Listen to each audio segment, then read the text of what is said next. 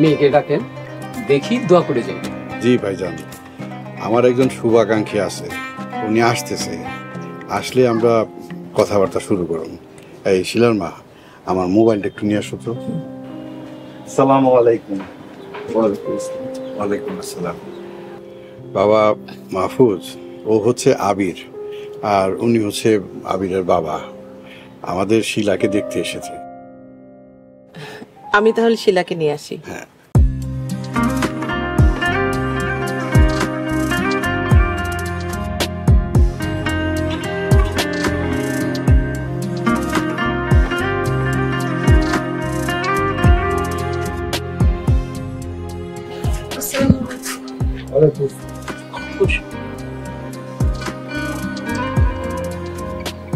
আপনাদের কিছু জিজ্ঞেস করার থাকলে জিজ্ঞেস করতে পারেন।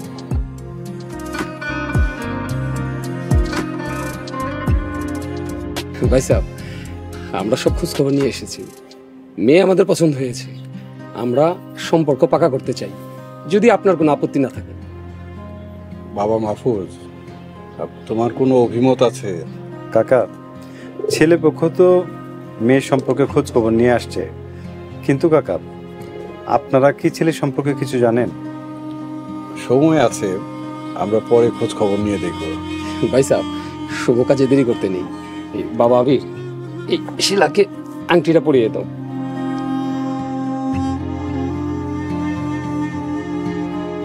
আমার কিছু কথা আছে।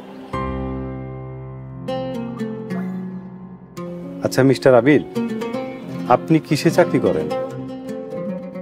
জি, একটা সরকারি অধিদপ্তরে। ও, কিছু মনে করেন না, আমাকে আত্মীয় তো। আপনি কত টাকা বেতন পান? 30,000 টাকা। মাশাআল্লাহ, ভালো। আপনাকে বাসা কোথায়? আর আপনাকে বাসা কি নিজ বাসা নাকি ভাড়া বাসা? বাসা রামপুরায়, ভাড়া বাসা থাকি। বাসা ভাড়া কত? ইয়ে, আমার ছেলে একটু লাজুক, বাসা ভাড়া 20,000 টাকা। আচ্ছা, তাইলে বেতন হইতেছে 30,000 টাকা, আর মাসে বাসা ভাড়া হইলো 20,000 টাকা। বাসাটা তাইলে অনেক সুন্দর। আচ্ছা, বাসায় কি এসি আছে?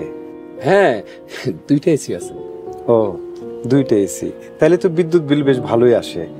অন্যান্য খরচও আছে। আচ্ছা আঙ্কেল, আপনার মাসে মোট কত টাকা খরচ হয় পরিবারে? এই ধরেন 50-55 হাজার টাকা।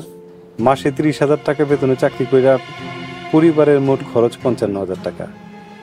কাকা, আপনি যাই না শুনে যদি আপনার মাইয়ারে দুর্নীতিবাজ আর ঘুষখোরের কাছে তুলে দেন, তাহলে তো পরকালে আপনার শাস্তি হইব।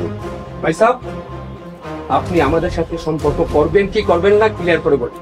তাও দিয়ে এনে তো অপমান করতে পারেন না। তারা এখন সসম্মানে যাইতে পারেন। আসসালামু আলাইকুম। আচ্ছা।